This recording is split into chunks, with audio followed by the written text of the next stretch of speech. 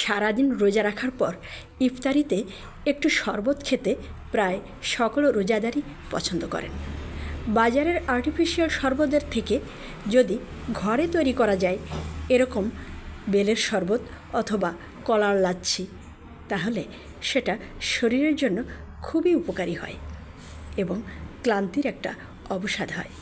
তাই আমরা সবাই চেষ্টা করব যে ফলের জুস অথবা বেলের শরবত, কলার লাচ্ছি এইগুলো ইফতারির একটা আইটেমের ভিতরে রাখার জন্য।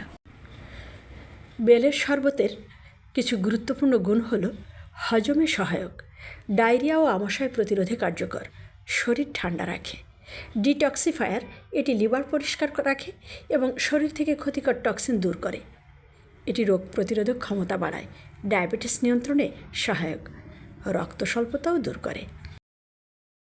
আমাদের প্রতিদিনের ইফতারিতে প্রচুর পরিমাণ ভাজাভুজি খাওয়া হয়, যে তেলটা আমাদের শরীরে প্রবেশ করে সেটা নিঃসন্দেহে ক্ষতিকর। অনেক ভাজা যে তৈলাক্ত যে পদার্থটা, এটা দূর করতে বেলের শরবত খুবই কার্যকর।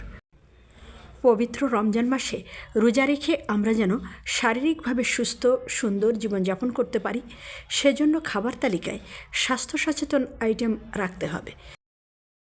সবার সুস্বাস্থ্য ও সুন্দর আনন্দময় সুখী জীবন কামনা করছি।